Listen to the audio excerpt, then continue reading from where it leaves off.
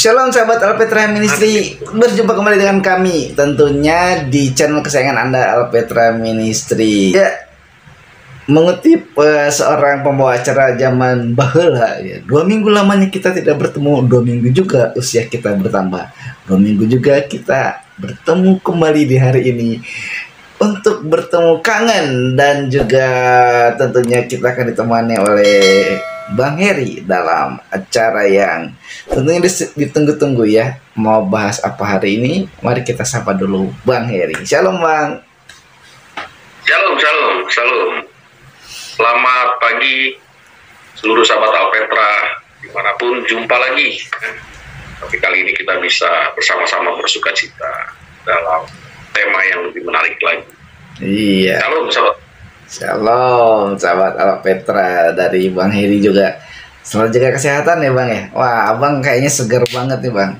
Kegiatannya apa Bang kalau di pagi hari ini untuk menjaga kesehatan pastinya? Pagi kalau ada waktu, tidak ada meeting lebih pagi, ya olahraga, jogging atau keliling komplek lah, setengah jam, 40 menit atau tembus jam, supaya kesehatan terjaga. Itu juga sahabat Alpetra ya, sehat-sehat semua, doanya juga makin kuat, kencang ya, supaya Tuhan memelihara sahabat Alpetra dan Kang Alpa juga ya. Iya dong. Kita kan beriman bahwa kita diberi kesehatan sama Tuhan. Tapi kalau kita tidak berbuat sesuatu untuk menjaga kesehatan, maka iman tanpa perbuatan adalah mati. Seperti tema kita hari ini. Melakukan sesuatu itu kan berdasarkan iman gitu. Nah ini orang seringkali lupa ya. Kalau kita berdoa aja tapi tidak melakukan sesuatu juga kan tidak akan terjadi dengan sedemikian rupa ya. Tetapi kalau kita beriman terus kita berbuat sesuatu, maka pasti iman dengan setiap perbuatan itu akan hidup ya, akan nyata gitu. Oke Bang, kita mau bahas nih dari Yakobus pasal 2 ayat 19 ya, sebagai fokus kita. Tetapi kita akan melihat dulu ada ayat sebelumnya ya, dimana firman Tuhan itu mungkin saya bacain dulu ya Bang ya. Iya, dibaca aja. Ya. Biar sahabat Alpetra juga bisa menyimak ya. Iya. Kita akan baca dari Yakobus pasal 2 ayat 18, kita mulai ya. Tetapi mungkin ada orang berkata, padamu ada iman dan padaku ada perbuatan. Aku akan menjawab dia, tunjukkanlah kepadaku imanmu itu tanpa perbuatan, dan aku akan menunjukkan kepadamu imanku dari perbuatanku. Ayat 19, engkau percaya bahwa hanya ada satu Allah saja, itu baik. Tetapi setan-setan pun juga percaya akan hal itu, dan mereka gemetar. Nah, nanti sahabat Alpetra bisa melanjutkan ya. Ada baiknya baca dari ayat 14 sampai 26. Bang, ini saya mau nanya dulu nih Bang. Definisi iman itu sebetulnya apa sih Bang? Iya, baik. Sahabat Alpetra dan Kang Alpa, tadi sudah dibacakan satu ayat di Yakobus yang akan kita sampaikan ya untuk kita semua di sini. Mengenai iman, seperti yang dituliskan di dalam Alkitab, disebut di sana dasar ya. Dasar apa yang dilihat atau yang tidak dilihat ya. Atau yang dirasakan. Dan iman di dalam Ibrani tersebut oleh penulis ditujukan supaya dasarnya itu dipegang. Tentu ini harus dimiliki kepada sahabat Alpetra yang sudah percaya kepada Kristus atau siapapun yang mendengarnya. Kang Alpa, saya. Bagaimana mungkin dia memiliki dasar ini sehingga dia mendapatkan termasuk keselamatan atau tidak turut dihukum sehingga dia mendapatkan karena imannya. Apakah terlihat? Tidak, tetapi dirasakan atau diharapkan, dan itu bukti menurut Alkitab. Iman adalah dasar dari segala sesuatu yang kita harapkan dan bukti dari segala sesuatu yang tidak kita lihat berulang kali Tuhan Yesus mengatakan dalam Injil, sebesar biji sesawi saja imannya, ya, maka akan memindahkan gunung. Oh iya, betul. Ya. Tentu ada perbuatan, ada tindakan yang menyertai, ya, yaitu percaya. Percaya, ya. Yaitu memegang harapannya, kata tadi surat Ibrani, ya. Iya. Dan menjadi, kalau tidak ada action ke sana, apa yang didapatkan? Iya, ya. betul, Bang. Jadi di surat Yakobus pasal 2 yang dibacakan Iya. Kang Alfa menyebutkan malaikat pun percaya itu, termasuk malaikat yang sudah jatuh atau menyamai Tuhan Allah, sehingga malaikat itu menjadi setan. Nah, ya, setan. Iya. Tapi nanti ya, Petra, ya, kita orang yang sudah ditebus, kita orang yang mendapatkan anugerah itu lewat iman kita, ya, dan juga action kita, tindakan kita, ya, Iya. supaya dan meninggalkan yang lama, dosa kita itu kan action, ya, tindakan, perbuatan, dan kita mendapatkannya. Begitu kira-kira Kang Alfa atau sahabat Alpetra dimanapun. Iya. Nah, betul ya. Jadi kalau kita pahami ya, dari Ibrani 11 ayat 1 tadi ya udah dijelaskan juga bahwa iman itu kita percaya kepada sesuatu yang tidak kita lihat ya, tetapi itu bisa terjadi. Ini Ibrani 11 ayat 1 ini juga ayat hafalan lah ya. Jadi saya yakin lah sahabat Alpetra ini udah hafal semua ya. Iman adalah dasar segala sesuatu yang kita harapkan dan bukti dari segala sesuatu yang tidak kita lihat. Tadi udah dijelaskan dengan panjang lebar oleh Bang Heri. Bang, ini saya jadi gini ya, jadi karena kepikiran gitu.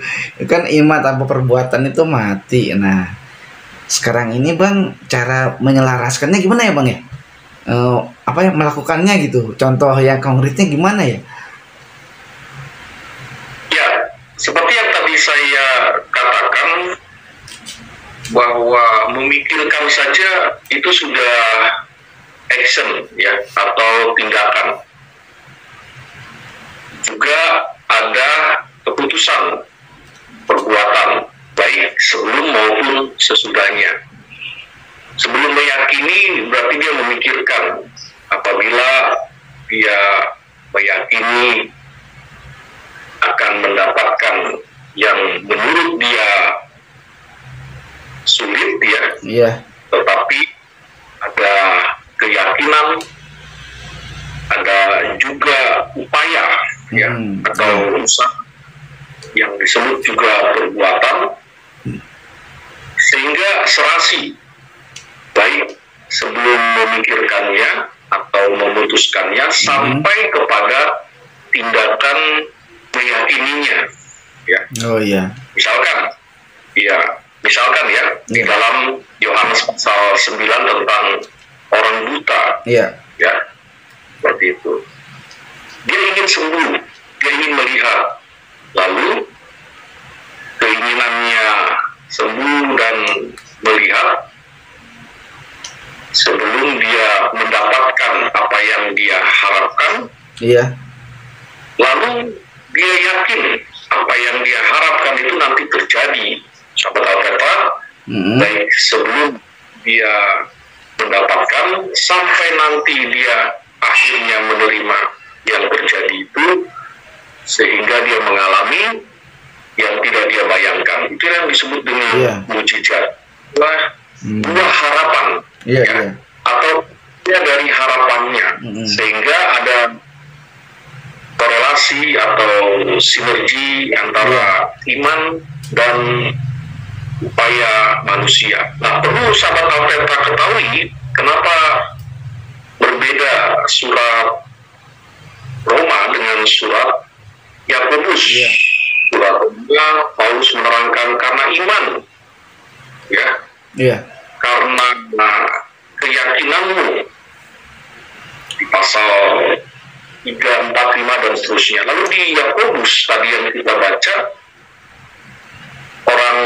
Yahudi secara latar belakang surat itu masih ingin menunjukkan usaha manusia yang dulu mereka meyakini Torah, mereka meyakini hukum-hukum ketetapan, sehingga kita percaya kepada Yesus Kristus, ada lagi yang mengikuti di belakangnya, yaitu makanya Paulus bilang di surat lain Galatia atau Filipi, dulu itu sampah, Nah, di surat Yakobus dengan surat yang berbeda, orang yang menerima surat itu merasa Yakobus penting sebagai pemimpin di Yerusalem. Yakobus saudara Yesus, kandung mengingatkan kepada objek atau tujuan surat ini ditulis bahwa tidak hanya perbuatan tapi iman juga selaras untuk mengenal akan Kristus dan hidup mereka dapat bertumbuh. Tapi bukan dengan corak lama lagi yang dulu mereka dengan cara-cara agamawi, dengan cara-cara simbolis, ritualis, atau cara-cara yang terlihat. Makanya surat Yakobus penekanannya bukan serta-merta pada perbuatan, ada iman juga di sana. Kalau kita baca sebelumnya sampai pasal 3, begitu kan Allah? Iya, Bang, betul sekali, Bang. Nah, ini kita membahas lebih jauh lagi nih, Bang, ya. Kan berarti kalau kita mempunyai iman, berarti kita juga harus melangkah ya, Bang, ya, gitu ya. Iya, betul. Nah, iya, Bang. Nah, ini dalam langkah ini, dalam iman ini, Bang, ya. Kita sering terpukau nih, Bang, misalnya dengan fenomena apa ya, mujizat misalnya, ada hamba Tuhan yang bisa menyembuhkan. Dalam nama Yesus kamu bisa berjalan, wah, bisa mendengar, yang sakit disembuhkan ya, yang lumpuh berjalan. Nah, ini, Bang, seringkali orang juga menyalahartikan atau menyalahgunakan ya. Ada yang bilang itu pakai kekuatan setan itu sebetulnya gitu. Itu bukan itu, karena kan katanya tadi Abang juga udah bilang ya, Mak, setan itu bisa menyamar sebagai malaikat terang kan, Bang. Itu, Bang, makanya itu. Kan di ayat ini, di ayat 19 ini dikatakan engkau percaya bahwa hanya ada satu Allah saja katanya. Itu baik. Ternyata setan-setan pun sama ya, Bang, gitu, mengakui, dan mereka memang katanya gemetar gitu, mereka gemetar. Tapi kan beda tentunya ya, Bang, pemahamannya atau sikap terhadap Allah itu antara setan sama manusia beda ya, Bang. Di dalam Alkitab, setan mengakui Yesus itu Allah. Markus pasal 5 ya. Ayat perikop itulah, ayat 16-17. Mengakui Yesus itu.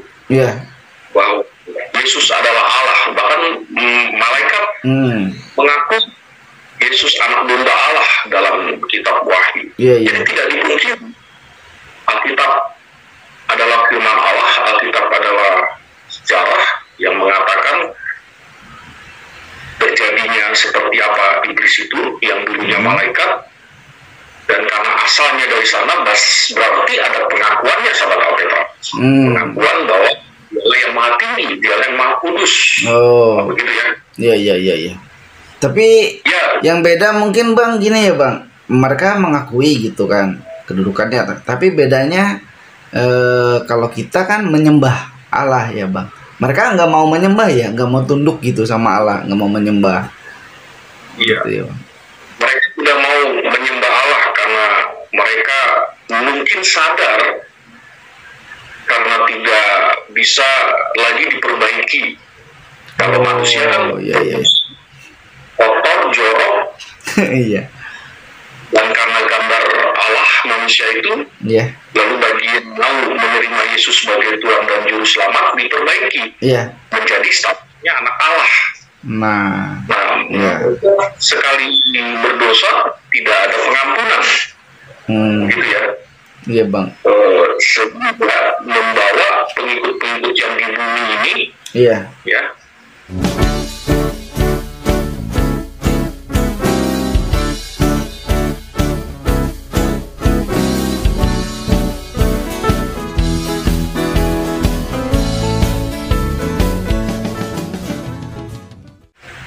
yaitu manusia untuk menjadi pengikut setan. Iya. Ya, menyembah Allah lain Iya. yang sudah dibukakan, menyembah Yesus lain atau Kristus lain. Nah, bersyukur sahabat Alpetra atau Kang Alpa atau kita yang sudah percaya dan menyambut Kristus masuk dalam hati kita, tidak turut dihukum. Nah, dan bersyukur kita tidak mudah terbujuk oleh malaikat yang menjadi atau menyamar menjadi malaikat terang padahal setan atau iblis. Iya. Begitu apa? Iya, itu kan kadang entah hoak entah enggak gitu ya. Kalau ada fenomena hamba Tuhan bisa menyembuhkan itu, terus suka dikaitkan dengan dia enggak, itu dia memanipulasi katanya. Malah ada yang menjudge, ada yang menjudge dia tuh sebetulnya bersekutu dengan iblis katanya, dia memanipulasi itu gitu. Kan nggak gitu ya bang ya, kan iman tanpa perbuatan, imannya kan sama Tuhan Yesus, disembuhinnya dalam nama Yesus gitu. Jadi masa gitu disamain saja tidak apa-apa ya. Iya. Berharap ada kesembuhan yang tidak terjadi pun tidak apa ya, tidak apa-apa, tidak rugi dan tidak kenapa-napa. Yang penting tidak menduakan iman kita selain pada Yesus, tapi juga kepada dukun, kan begitu kan Kang Alpa ya? Iya bang. Jadi kata-kata bahwa setan-setan pun juga percaya akan hal itu itu maksudnya kemahakuasaan Allah gitu ya bang, yang tadi abang jelasin ya. Betul. Saya yakin kenapa demikian mempercayai Allah itu ada karena setan sadar berasal dari mana.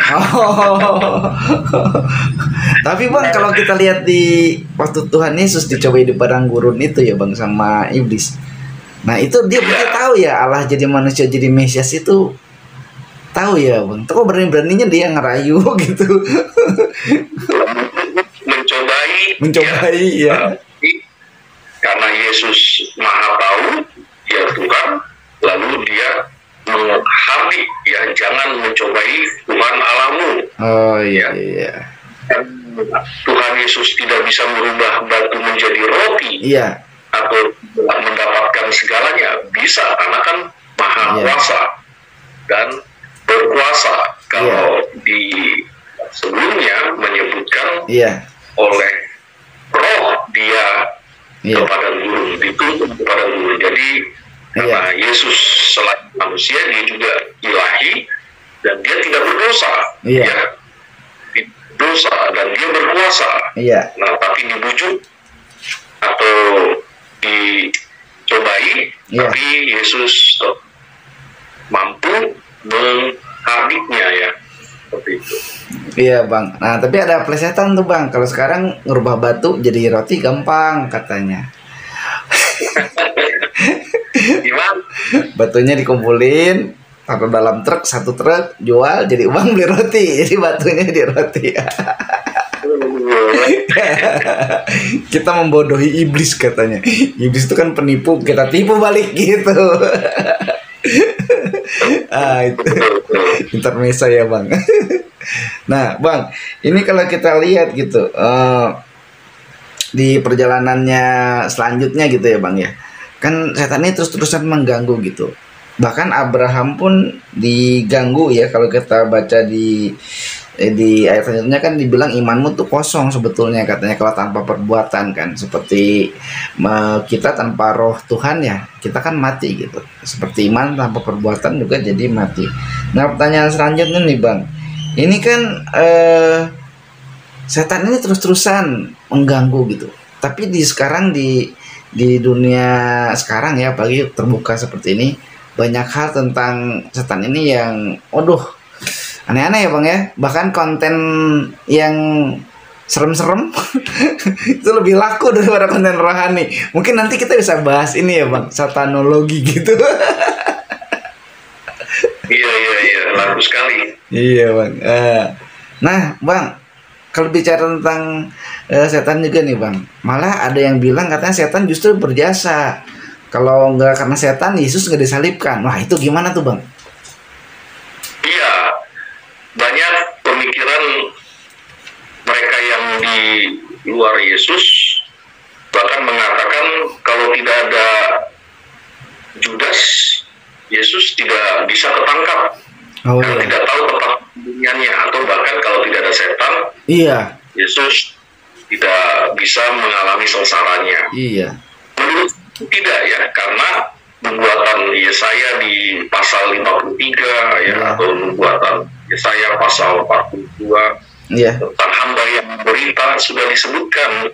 Mm-mm. Jadi memang lewat atau jalur ya, Iya. yang disebut dengan Via Dolorosa ya, atau penderitaan sengsara Yesus, dimulai dari Getsemani ya.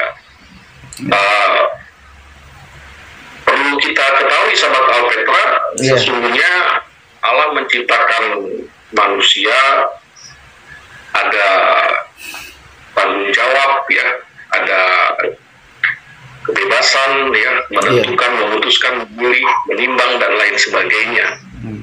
Dan kita ketahui juga Allah mengetahui semua yang di pikiran maupun sebelum manusia menimbang dan lain sebagainya.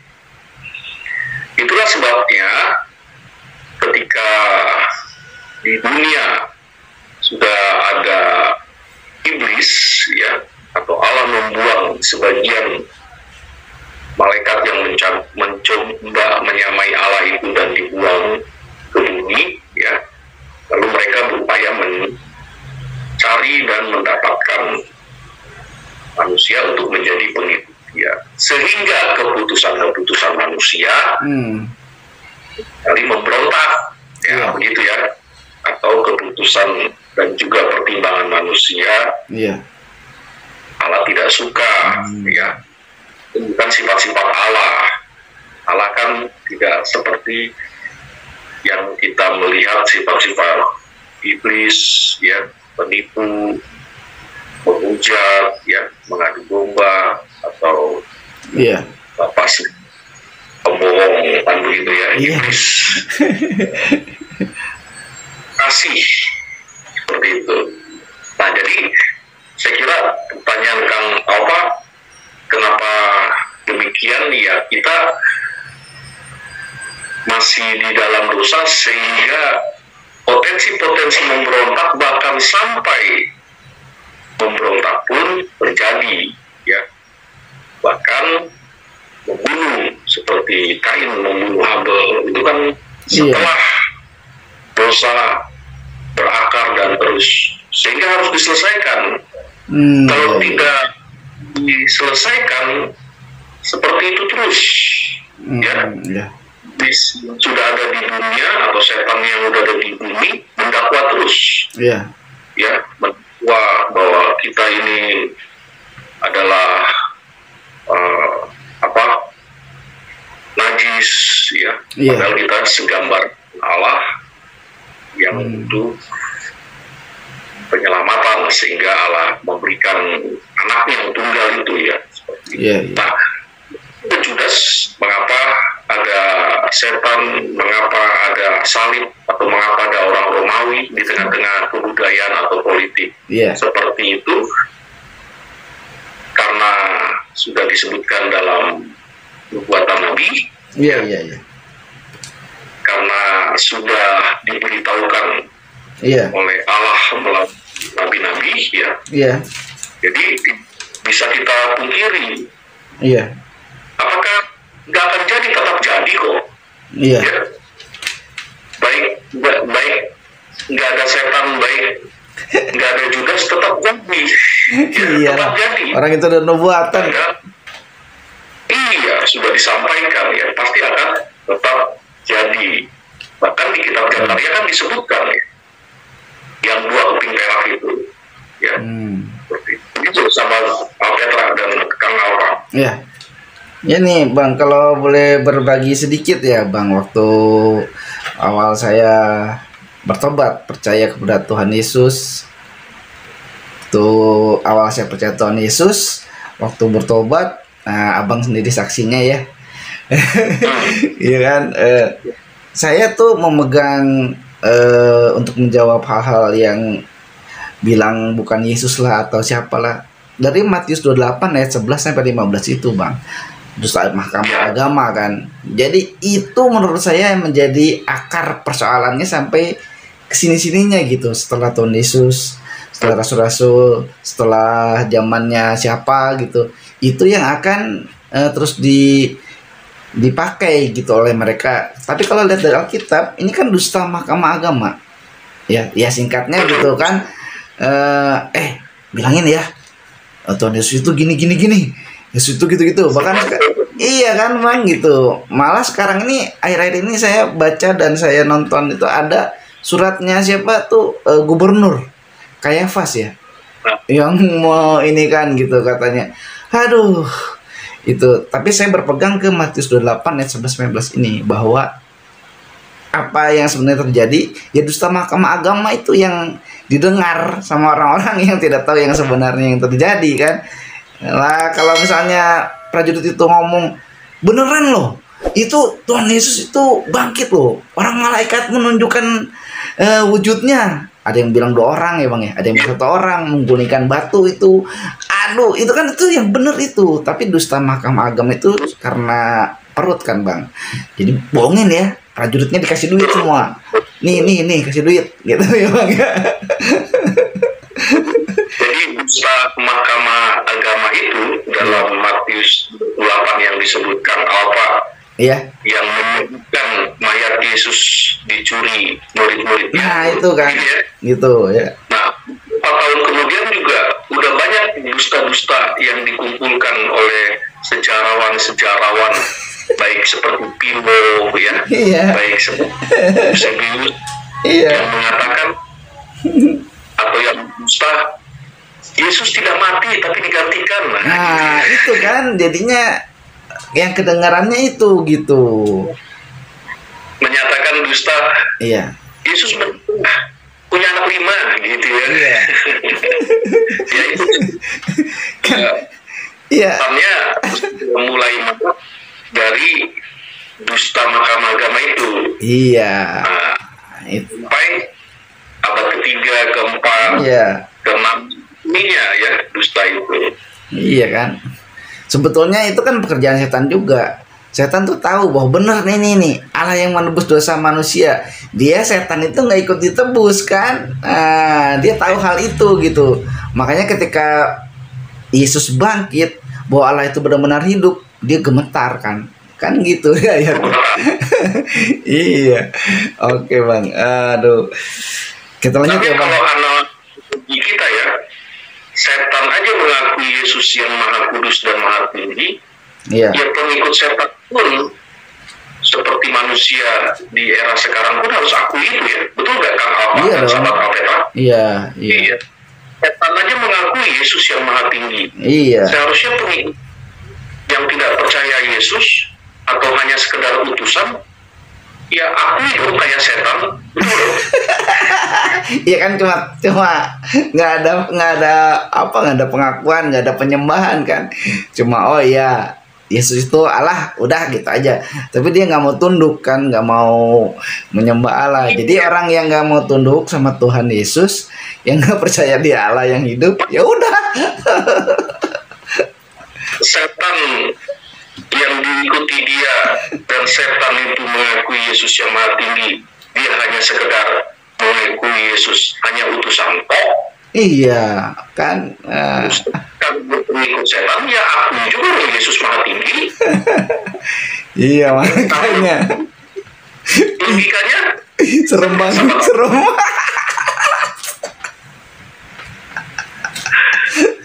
Iya. Oke lah, makanya kita harus berpegang. Nah, ya itu maksudnya saya mau ngomong itu. Iya bang, ini ya. Jadi buat kita yang percaya Tuhan Yesus harusnya yakin dan kita tunduk menyembah. Kalau kita hanya sekedar tahu, tidak mau mengaku dengan mulut, percaya dalam hati bahwa Yesus Kristus adalah Tuhan dan Juru Selamat, ya udah sama dengan, ya kan bang, gitu. Nah, oke bang, kita lanjutin nih bang. Untuk selanjutnya bang, di ayat Ya, yang ya, 23 ya bang, ayat yang ke-23 itu, dengan jalan demikian genaplah bicara tentang iman dan perbuatan itu. Genaplah nas yang mengatakan, lalu percayalah Abraham kepada Allah, maka Allah memperhitungkan hal itu kepadanya sebagai kebenaran. Karena itu Abraham disebut sahabat Allah. Ini Kejadian 15 ayat 6 ya bang ya, dulu ya. ya. Ya, kita mau melihat tentang karena Abraham itu disebut sahabat Allah. Sekilas bang, nanti kita akan membahas di tayangan berikutnya tentang sahabat Allah ini, bagaimana Ya. sebetulnya. Menarik. Ya, ini sekilas aja deh bang, sahabat Allah itu gimana sih bang? Sahabat Allah yang disebut sahabat Allah itu? Ya, dalam Alkitab, sahabat Allah tentu dia yang mengikuti segala ketetapan atau firman Tuhan yang diberikan bagi kita ya. Iya. Maka demikian Abraham disapa sahabat ya. Kita juga dalam Yohanes pasal 15 disapa sebagai sahabat ya. Ayat 13, seorang sahabat menyerahkan nyawanya bagi ya, kita sahabatnya, disebut bagi sahabat-sahabat. Iya. Seperti Yesus yang berkorban mati di kayu salib, Iya. bangkit, itu kita sahabatnya yang tapi mengikuti ketetapan atau firman Tuhan ya, tokoh-tokoh Alkitab yang tunduk terhadap firman Tuhan, baik dalam lama perjanjian baru. Iya. Bukti bahwa sahabat Allah itu ya yang tunduk dan sepenuhnya melakukan segala yang diperintahkan ya, seperti itu. Sekalipun dalam Alkitab ada juga peristiwa biografi sahabat-sahabat Allah itu atau tokoh-tokoh Alkitab itu, seperti Daud yang jatuh dalam dosa ya, sebagai raja ya jatuh juga dalam dosa, tapi Allah lihat bangkitnya. Seorang sahabat pasti akan bangkit. Sahabat Petra kan sahabat ya. Allah tidak melihat begitu banyak dosa manusia karena Allah sudah menanggungnya, dan Allah juga membenarkannya. Sampai pada nanti dunia berakhir, sahabat Alpetra ya, Tuhan tidak lagi memperhitungkan kita, dosa-dosa kita maksudnya. Iya. Betul, ada dosa kita. Ya, sudah menyediakan tempat ya, tempat bagi kita di surga. Kan Tuhan Yesus menyebut, aku kesana menyediakan ya tempat. Bukan apa saya, sahabat Alpetra kan sahabat, karena sahabat selagi di bumi Tuhan memelihara kita ya, menjauhkan kita, menumbuh kembangkan iman kita ya, supaya tidak disantap serigala. Itu setan tadi ya. Itu ya. Wah. Tidak disantap. Oke nih, aduh, semakin menarik nih sebetulnya ya. Nanti di konten selanjutnya kita akan membahas tentang sahabat Allah. Siapa yang disebut sahabat Allah? Wah, layakkah saya dan Anda sebagai sahabat Allah? Tapi tunggu tayangannya ya nanti ya.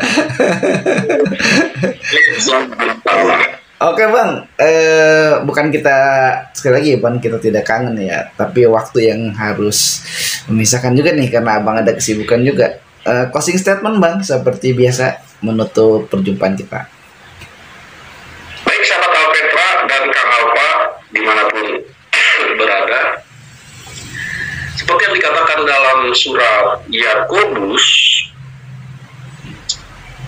baik itu iman maupun perbuatan haruslah sejalan, ya. Sahabat Alpetra, kita diberikan iman oleh Tuhan. Sahabat Alpetra, kita juga diberikan kemampuan untuk bertindak, berbuat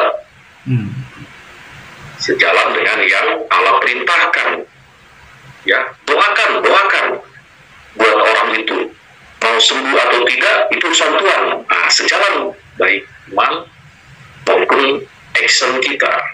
Ya, apa yang sudah kita berikan kepada Tuhan, sahabat Alpetra, Tuhan akan perhitungkan itu, sehingga apa yang kita impikan, harapkan, ya, demi kebesaran dan kemuliaan Tuhan, Tuhan pasti berikan. Carilah dahulu kerajaan Allah dan kebenarannya, bukan mimpi dulu sementara kita belum pernah berbuat apa-apa untuk Tuhan, tapi cari dulu kerajaan, sehingga iman yang kita miliki, ya, dapat kita deklarasikan, actionkan, ya, dalam kehidupan atau perbuatan sehari-hari. Semangat sahabat Alpetra yang sakit, Tuhan pulihkan. Sahabat Alpetra yang putus asa, Tuhan berikan harapan. Amin. Sahabat Alpetra yang bergumul apapun, ya, Tuhan akan temani. Wah, adem lah, kan sahabat, ya, adem lah ditemani. Amin. Ingat sahabat Alpetra, hati-hati serigala. Nah, sebabnya teruslah banyak berdoa, membaca Alkitab, iya, dan sharing dengan teman-teman seiman. Seiman, ya, kan sharingnya tentang Tuhan Yesus, berarti seiman. iya dong. Begitu, ya, karena Iya. Tuhan Yesus berkati. Shalom. Shalom. Sahabat Petra, sampai sini dulu perjumpaan kita di kesempatan kali ini. Salam cinta Tuhan, cinta keluarga, dan jaga kesehatan. Shalom, Maranatha. Maranatha. Haleluya. Haleluya.